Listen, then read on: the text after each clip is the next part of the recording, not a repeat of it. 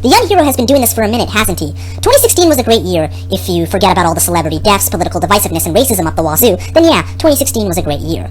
Last year, he launched a series called The Guide to Surviving the Internet, in which he broke down the histories of some of the most beloved and despised internet personalities of all time. But what could be left? What could be missing?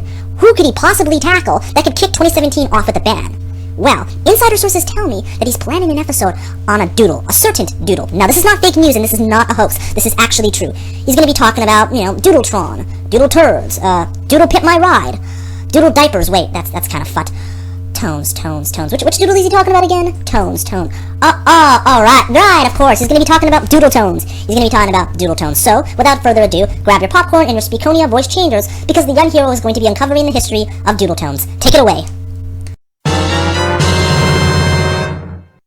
Not much is known about Doodle's early life, as she likes to keep her personal life and her online life completely separate. Here's what I do know. She was born as a boy, Sean Michael Hembry, in 1997. She has a younger brother and is a high school dropout currently residing in Denver, Colorado.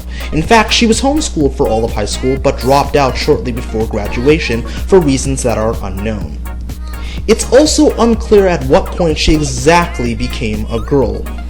But, at some point, she eventually did gender swap and changed her name from Sean Hembry to Suzanne Hembry. Yeah, that's literally it. I wish I could give you a really detailed, epic explanation of who she is, but since there's not that much out there, this is all that I can give you. So let's move on to her bread and butter, what you actually care about. Doodletones started out making a lot of music-based videos, before she jumped into commentaries. Her first commentary was on December 3rd, 2015, and it was titled, A Blast from the Cultural Past. No. Gamergate has been, at least for me, all about some responsibility in gaming journalism. Basically, we as gamers are tired of paid good reviews from IGN, Gawker, and several other gaming sites that have since turned on its reader base because it's dishonest and wrong. From how I see it, it was never about PC culture or feminism, just about journalism, which I've noticed has become awful all round, not just in gaming. A lot of her earlier commentaries were, for lack of a better term, bad. In fact, they were so bad that some unimportant Dodobird commentator that I've never heard of named Ryan Rhino Mills made a commentary on one of them. So, today I'm doing a commentary on a commentary to a review. Oh goody, another commentator that has a voice changer for one reason or another and doesn't realize how distracting and somewhat annoying the high pitch is. I mean, seriously, in what realm do you think that it's a good idea to sacrifice your quality for whatever reason you can cook up for raising the pitch so high? I mean, really, the only reason I can mix up as for why one would want to do this is if it was done ironically or for a character, and even then, the latter's kind of pushing it. Since then, she's substantially improved as a commentator. She actually took the criticism levied towards her and used it to make her content better. Seriously, just compare the quality of her newer commentaries with her older commentaries. The difference is night and day. I mean, it's like the jump from Super Mario World to Super Mario 64. That's how far she's come as a commentator. In fact, she's gotten so good that she's widely heralded as one of the best commentators on YouTube right now. Now, I know you may be thinking, what makes Doodletones different from the 9,000 other commentary channels on YouTube? Well, she has a certain vocal aesthetic that makes her different, that separates her from all the other people that do commentaries on YouTube. She uses a voice changer. What the fuck were we supposed to do? Just assume that Luke wasn't mad enough to get his real-life friends involved? Even taking out the fact that this was Luke's second video relating to me at the time the whole drama started, his first response to me would really show that he'd be willing to say or do anything to discredit me or get me off of his back. And hell, again, I had done just that after he asked to bury the hatchet and let this whole drama dissipate. But it appears to me he needs another swift kick to the groin, which is why he has you here doing this video for him. Which is really great because with each video you guys bring up the fact that I use an avatar for my videos without actually realizing that with two of the videos in this thread that came from Perrypuss has videos where he too was hiding behind some sort of anonymity shield, and yes, that includes this one. Also, you're bringing up examples where this drama was still fucking relevant. How about you bring up some more relevant examples of this phenomena happening? Oh wait, what's that? This actually hasn't been happening recently and you are only bringing up old examples to reignite a drama that has been dead for 7 months? Well, it looks like your necromancy has worked its magic because you happen to come at a time where just about everyone wants me off the internet for being a commentator. She does this for two reasons. One, it's a cool aesthetic that separates her from all the other commentary channels on YouTube. And two, she also does it to avoid revealing her real voice, although she did reveal it in one of her recent commentaries. My real voice sounds more along the lines of another generic fuck on the internet. Yeah, this is my real voice. I'll explain this later. Till then, once again, this will come back to be important later. To this day, Doodletones has produced over 141 commentaries, which is utterly insane compared to most of her contemporaries in what I like to call the analytical commentary community. You see, most commentators in this community like to post a new commentary every few weeks, if not every few months. Doodletones is pumping out a new commentary every few days. Seriously, she's pumping out commentaries faster than the Douglers have children, which is incredibly impressive considering how much time and effort goes into actually making one of these things.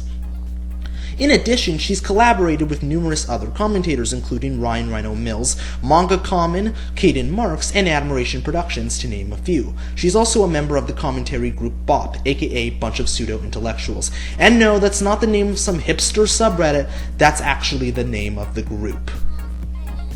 At the time of recording this, Doodletones has a total of 4,732 subscribers. That's incredibly massive. Granted, it's not on the levels of Leafy or Pyrocynical, but still, that's incredibly impressive, and it makes her arguably one of the biggest analytical commentators on the site. Not bad for the 6th worst channel on YouTube. Normally I don't do live-action segments on the Guide to Surviving the Internet, but I think in this particular instance, it benefits me being on camera.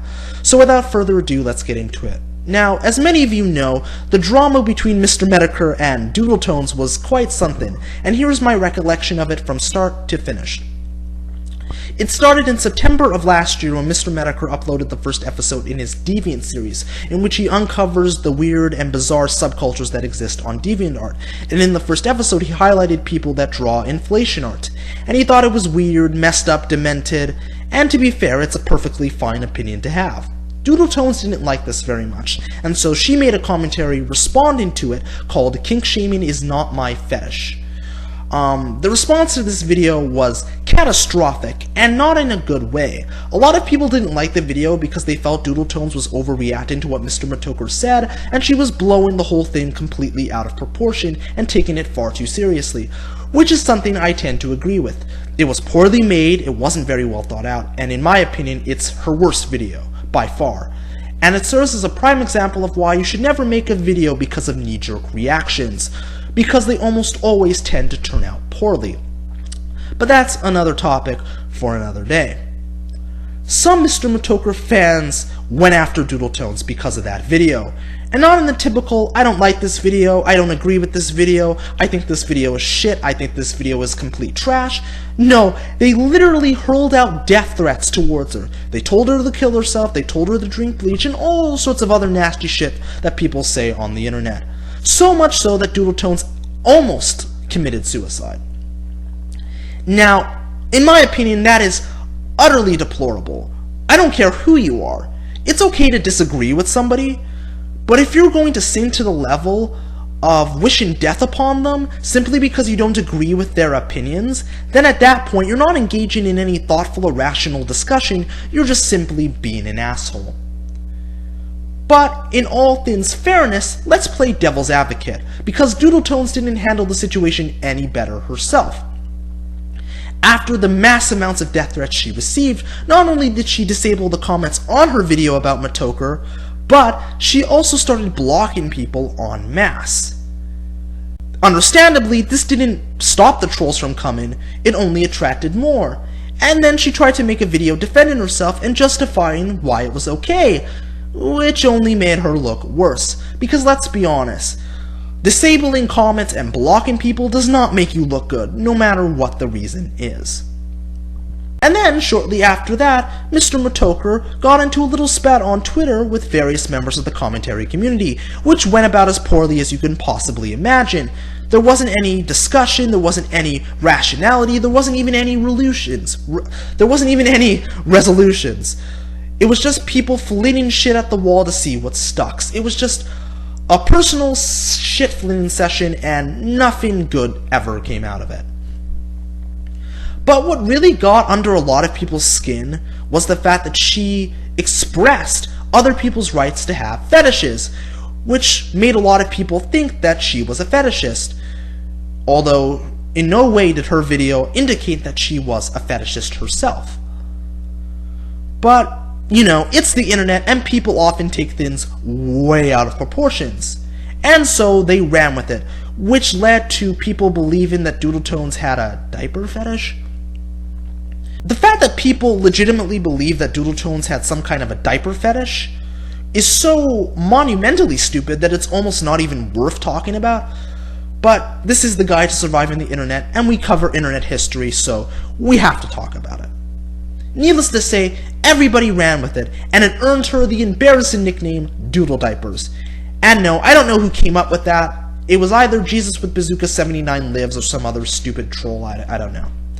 She also garnered her own thread on the infamous internet lolcow archive Kiwi Farms, which, at the time of recording this, is no longer in existence.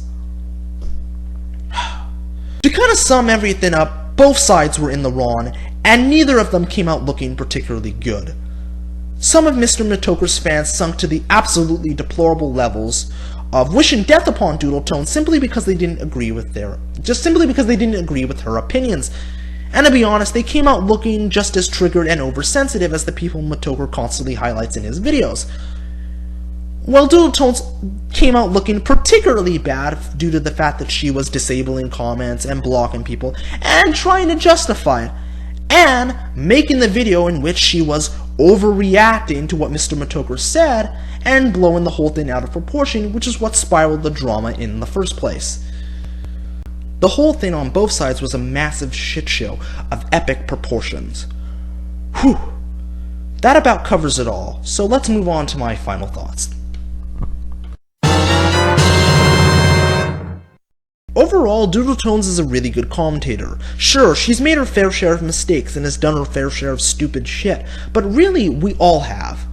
What makes her so admirable is the fact that she's willing to learn from failure, she's willing to accept criticism, and she's willing to improve herself and make her content better, which makes the experience better for the viewer. And not a lot of people are willing to do that.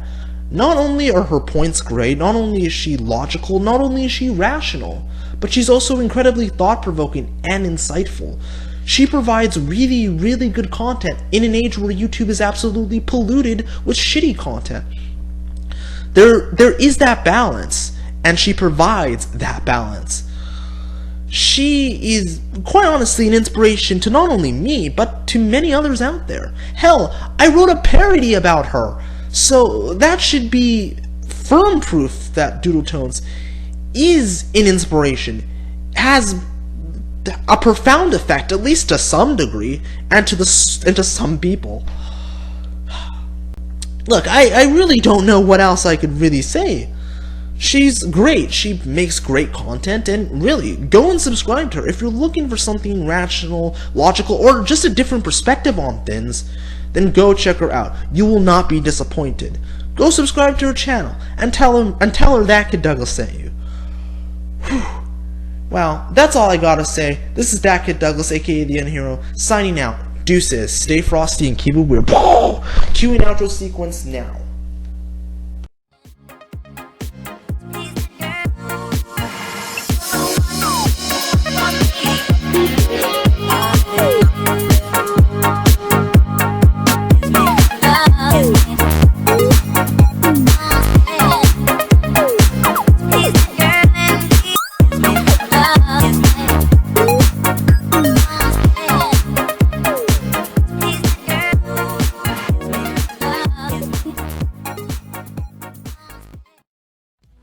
Catch my bus, I see my friends kicking in the front seat, sitting in the back seat. Gotta make my mind up, which seat can I take? It's Friday, gotta get down on Friday. Everybody's looking forward to the weekend. Friday, getting down on Friday. Everybody's looking forward to the weekend, partying, fun, looking forward to the weekend. 7:45, we're driving on the highway, cruising so fast, I want time to fly. Fun, think about fun, you know